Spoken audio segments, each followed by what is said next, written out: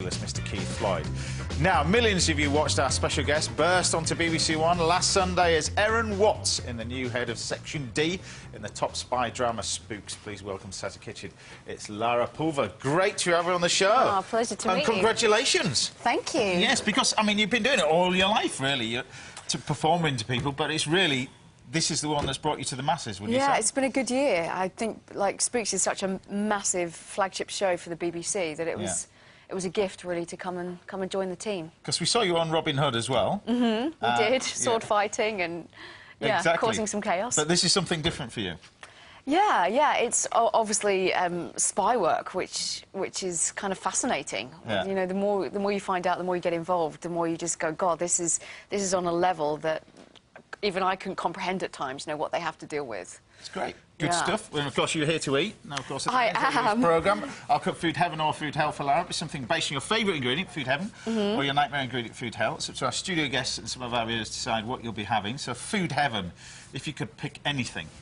I'm a big fish eater, so I'm really looking forward to your mullet, actually. But, yeah, I love fish, Scottish salmon...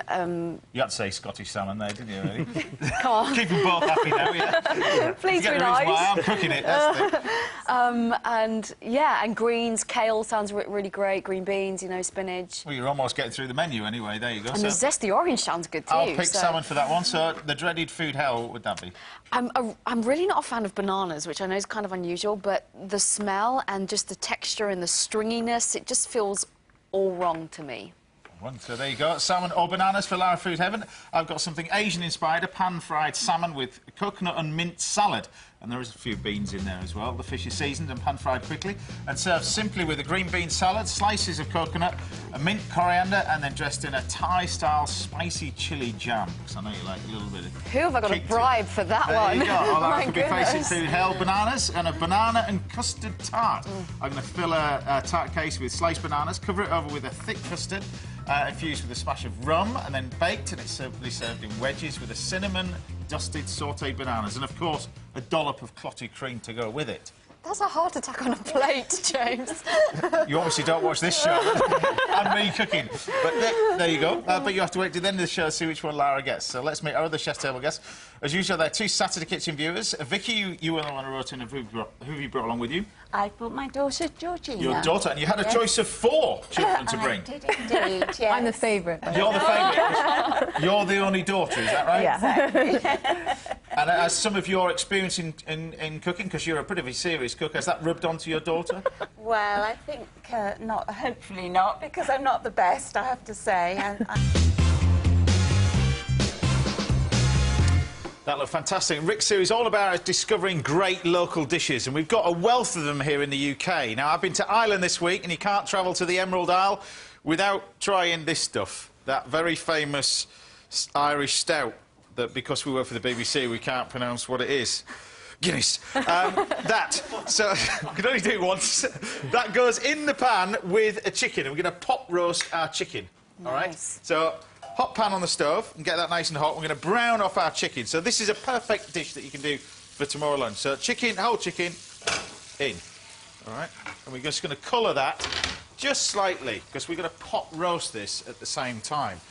To go with, obviously, some of the stout, we've got some stock, a little bit of onion, and then I'm going to make a sauce out of cabbage and potatoes, because obviously Ireland, potatoes, and more potatoes.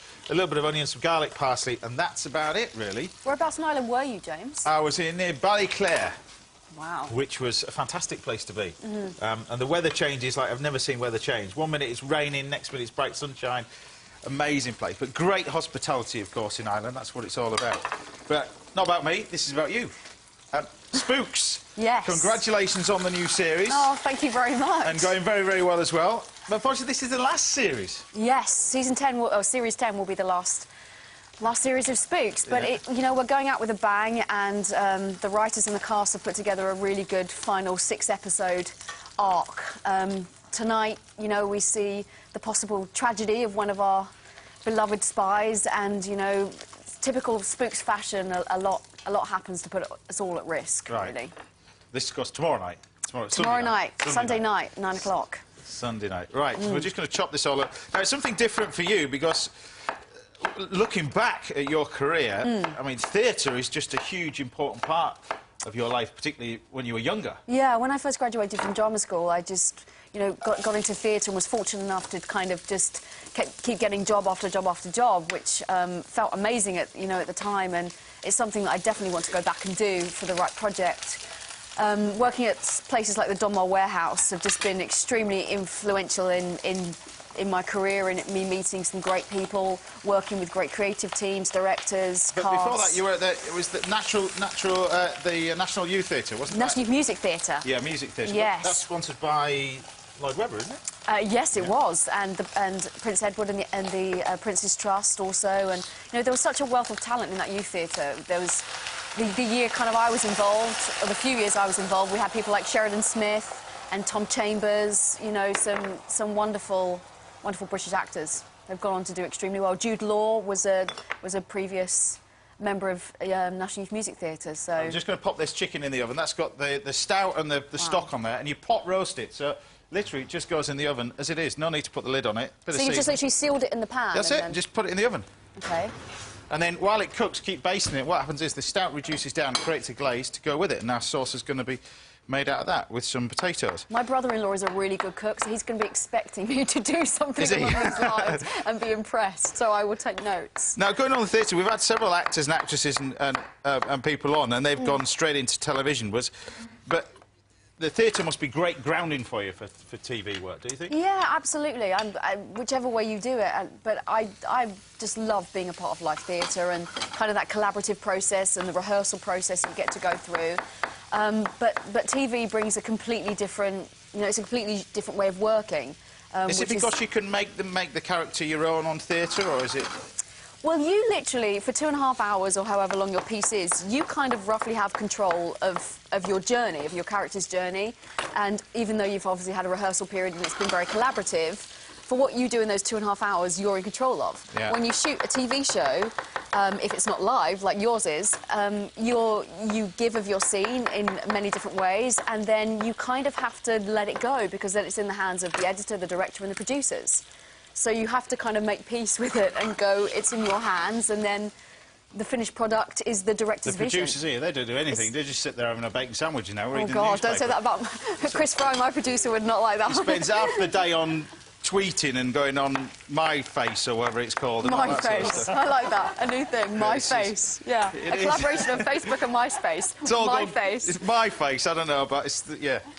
But I've actually found out what it was because I stupidly breakdanced last week, so it's all over YouTube and... So now I need to get you to sing at some point Definitely not. I'm not doing that. I'm not making that mistake anymore. They were all tweeting or whatever they're doing. But anyway... On My Face. Yeah, exactly, yeah. So as well as Spooks that we've seen you on, we've seen you in, obviously, True Blood, which is this...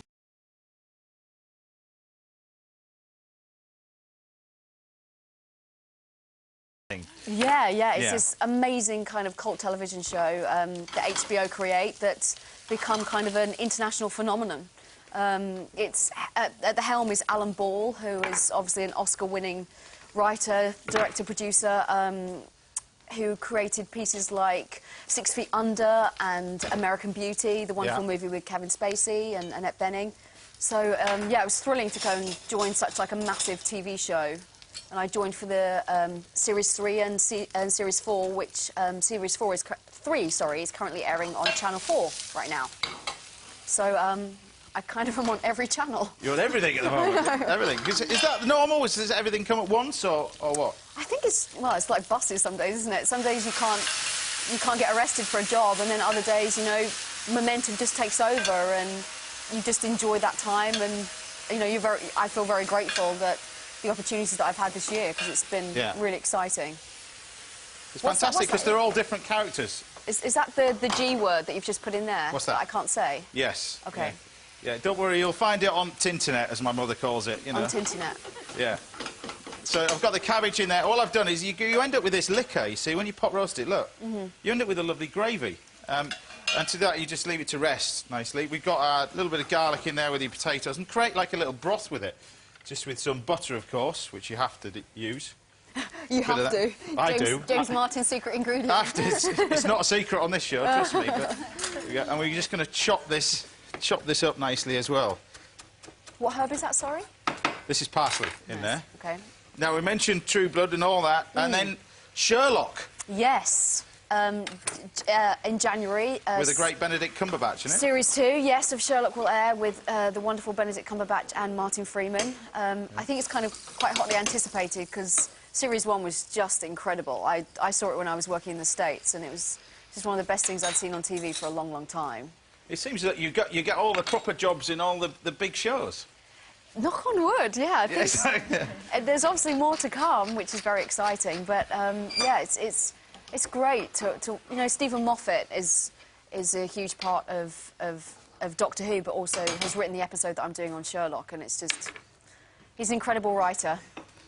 And what about going back into theatre? Is that something that you always, obviously, you started off doing that? Is that something yeah, you absolutely. want to go back into? It doesn't leave you when the right project comes along, whatever medium it's kind of in. When you read something and know that you want to do it, then I kind of like the variety of just kind of going back and forth between here and America as well. That's also really exciting. Yep.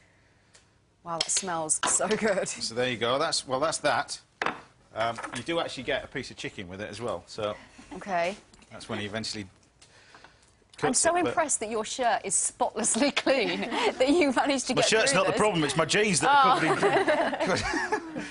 That's his third shirt this morning. Yeah, exactly. I've got 4 shirts like this, and we slice that through, and you've got a little piece of chicken with it as well. Wow. But it's like a brothy sort of thing. Dive in, tell us what you think. Wow. I feel extraordinarily grateful to come here. Yeah, it's perfect sort of comfort food. It's great because it feels like it's become really autumnal out there the last couple of... Although we're due for a heat wave, I think, aren't we? Well, I think so, but anyway, but I think you should, you know, cook this, watch Spooks, and you want to watch Spooks, not that programme on the other side. No, Spooks has got guns in it, and Lara. Proper stuff. They're not chucking stones at each other like they are on ITV. Go on. That G-word gravy makes... Proper, isn't it? It's great. Really, really nice. There you go. Right, what are we cooking for Lara at the end of the show? Could you be facing food heaven? Salmon. I'm going to pan-fry the salmon with a touch of butter and served with an Asian-style salad of green beans, sliced coconut, some coriander, mint, and finished off with a Thai spiced chilli jam to go with it. Yes, please. Or she could be facing food hell. Bananas and custard and a banana custard tart. The bananas are sliced, filled inside a pastry case, covered with a homemade rum-infused custard, then baked slowly, and it's served with some cinnamon, dusted sautéed bananas, with, of course, some clotted cream. Some of our viewers and the guys in the studio get to decide Lara's fate today. Simon, what do you like the sound of? I'd like to see a struggle with the bananas, really. Whoa! That's what I mean! I'm not saying a word. Right. Vicky, what about you? Definitely, yeah, it's a clotted cream. Clotted cream, did it, you see? Well, you have to, at the end of the show, see the final result. Right, now we've reached the Scottish Heat of the Great British